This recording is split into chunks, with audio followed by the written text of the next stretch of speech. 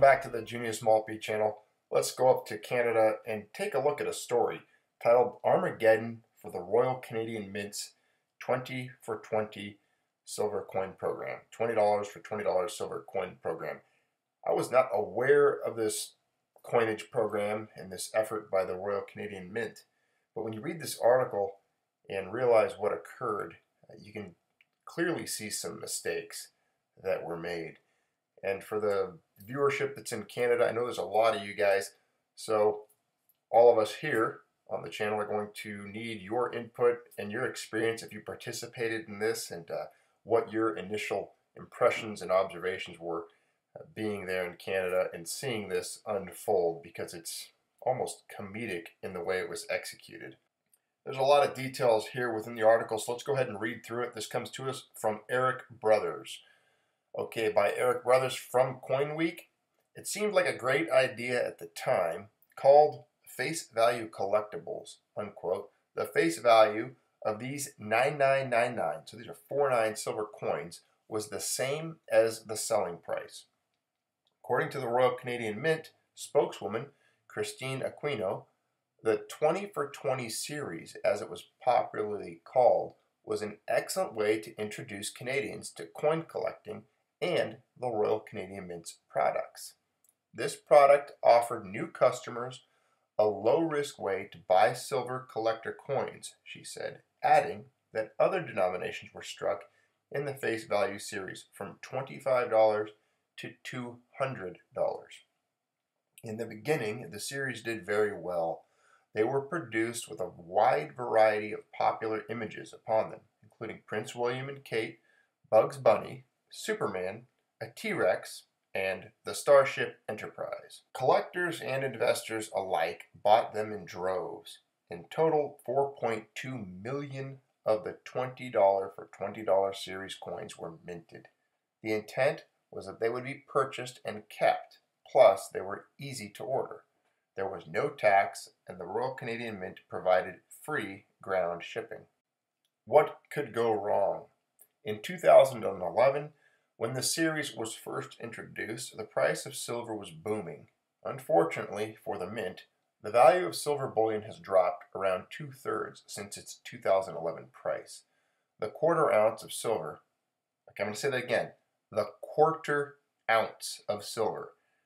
It doesn't take a rocket scientist to figure out what went wrong here, people. Okay, $20 for a quarter ounce of silver. That's not going to be a good idea until silver reaches at least $80 an ounce. So the quarter ounce of silver contained in these $20 coins now is worth less than $6 Canadian. So there's only $6 worth of silver in what they're asking $20 a coin for, with a picture of the Starship Enterprise or William. I don't care who's on it. It's unless it's a beautiful old coin with real numismatic value, I don't want it for $20 when it's a quarter ounce of silver. Therefore, inspiring owners to cash them in. Ladies and gentlemen, we are witnessing the exact opposite of Greshams' law of economics. This is reverse Greshams' law. I don't even know if this has happened. I can't really think of a time or a place where this type of event has occurred. If you recall, Greshams' law is when the intrinsic and the metallic value of a coin surpasses its face value, and they're hoarded out of circulation. People hoard them because, for example, a $20 gold piece says it's worth $20. Well, it contains over $1,200 worth of gold in it. So you're not going to go spend it as a $20 gold piece. You're going to hoard it or exchange it for its gold value at some point. This is the opposite. These are declared $20 in value, and they only hold $6 worth of metal because they're a quarter ounce of silver. They would have done much better if they made these out of at least a full ounce, and people could hold them knowing the price most likely for silver would eventually surpass the $20 mark. This was not a good idea on the Mint's side. They created this situation by making these only a quarter ounce. But let's continue, because this is very interesting reverse Greshams' law of economics here. So people are cashing them in, and where do we leave off here? Inspiring owners to cash them in. What protects consumers is that the face value of $20 is clearly stamped upon the coin surface. but cashing them in or actually buying things with them wasn't as easy as people had assumed. Henry Ninehuis, president of the Royal Canadian Numismatic Association, says that many people were confused by those $20 for $20 coins. Quote, at the beginning of the series, people purchased them thinking that they could go to a store and actually spend them, he said, but banks and stores won't accept them, and as of late, the novelty has worn off. The problem is that the unusual way of selling the coins for face value, and not at a premium above it, as is typically the case with bullion collector coins, created a perception in the minds of consumers that the series could be converted or redeemed. But these coins are considered to be non-circulating legal tender. I don't know, that's like the most redundant oxymoronic statement. Non-circulating, but legal tender. If it's legal tender, it should have the ability to circulate. All right. In 2011, the Royal Canadian Mint said it would accept the coins at face value towards the purchase of numismatic products at the Mint boutiques throughout Canada. Pausing there, so if you hold any of these, take them to Mint boutiques throughout Canada and cash them in for the $20 value amount and try to purchase real precious metals of real weight. Buy 1 ounce bullion, gold and silver, buy half-ounce gold maple leafs, whatever you can, but apply these towards that so you can offload them quickly for the $20 amount because they're only containing $6 worth of silver. In the past, they have been accepted by the Royal Canadian Mint at Royal Canadian Numismatic Association conventions at face value to pay for the purchase of NCLT products. Problems have occurred, however, when people try to cash them in at banks in Canada. Consumers have been told by banks that they will not exchange them for cash. A representative of the Royal Canadian Mint explained why that is the case. All coins produced at the Mint are legal tender, which means that they can be exchanged for goods and services at face value. However, only circulating legal tender coins can be spent and traded at stores and banks. But non-circulating legal tender coins, such as the face value series, are designated as collectibles, and businesses and banks are allowed to take the $20 for $20 coins at face value if they choose, but they are also free to reject them.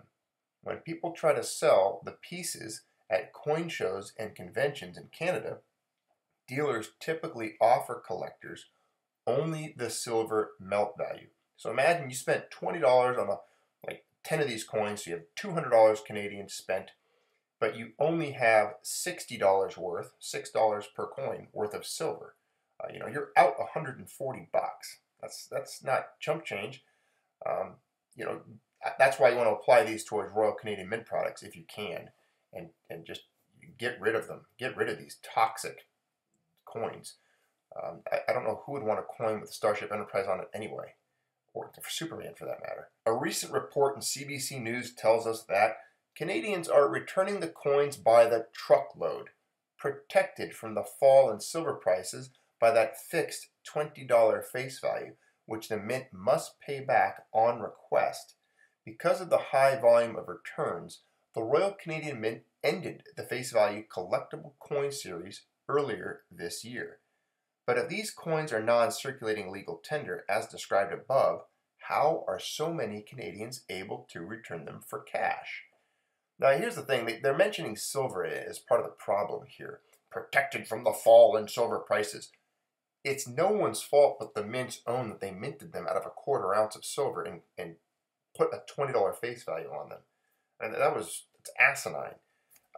If you had minted these and put the appropriate face value on them, more reasonable, let's say, I don't know, $5, they would still contain $6 worth of silver with a $5 face value, and these would then, you would reverse that Greshams law. These would still be getting hoarded out of circulation and be worth holding as a collectible or as a silver piece. It's dumb. It's just like if you took the copper penny and struck it with $50 face value. Of course, people are going to offload those as soon as possible. But copper pennies are being hoarded out of circulation because they have a declared face value of 1 cent, but hold approximately 2 cents worth of copper. So there's a 100% valuation increase on its metallic value, which is why I hold my copper pennies. This is not rocket surgery. This is not something that you need a degree in economics to figure out. A call to the customer service department at the Royal Canadian Mint provided some answers. I spoke with a representative named Shane, and he was very helpful in preparing this article. Shane, who was named after the classic Western film and novel of the same name, told me that, quote, customers can ask the banks for cash for the coins, or they can contact us, Royal Canadian Mint, unquote. It seems that due to the huge volume of returns, Canadian banks have become more accommodating about accepting the $20 for $20 coins from consumers. The banks have to send all the face value series coins they get from their customers back to the Royal Canadian Mint because they cannot use the NCLT specimens. Shane told me that he personally exchanged the coins at banks 4 different times without any problems. However, not all banks take the non-circulating legal tender coins. Shane tells us that the Royal Canadian Mint has an agreement with Post Canada. Those customers whose banks refuse to take them, who wish to return the coins to the Mint, are sent a shipping label that includes insurance. There is no limit on the number of coins that people can return with these shipping labels. Shane has only been working at his post at the Royal Canadian Mint Customer Service Department for about a year, so he could not tell me about returns of the coins before he began working there.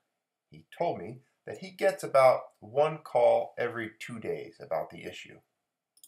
The annual report for the Royal Canadian Mint was delayed until May of 2017 due to the huge volume of returns of the once popular collectible coin series. The CBC News report tells us that every dollar of revenue the Mint received from the face value silver coins since 2011 had to be reversed for its 2016 annual report, sharply reducing profits and publicly exposing a dubious business decision by the Mint's management. The 2016 annual report of the Mint says there is no plan to have an expiration date for people to redeem the coins. According to the annual report, quote, at December 31st, 2016, the market price of silver contained in these coins was significantly less than the face value of these coins, and it is currently not the intention of the Mint to place an expiry date on the current redemption and return policies, unquote. Upon removing all the past revenues from the books after the massive returns, the profits dipped from the Mint's target of $41.3 million to 24.5 million Canadian dollars, which is a loss of $17 million. The 1,200 employees of the Royal Canadian Mint lost out because of this. They did not receive their annual bonuses, which become available only when the Mint reaches at least 60% of its target profit. One can expect not to see any more face value bullion coins being produced by the Royal Canadian Mint at any time in the future. Recent coins from the Canada 150 commemorative program have face values of $1 and sells for $59.95. This is just one more example of government meddling with economics, precious metals, and not understanding the fundamentals that drive money into precious metals, what the true meaning and value precious metals have as money, as currency, and how it all works. Obviously, whoever designed or came up with this program, whoever the architect was, failed to have an understanding of the basic principles and concepts around precious metals.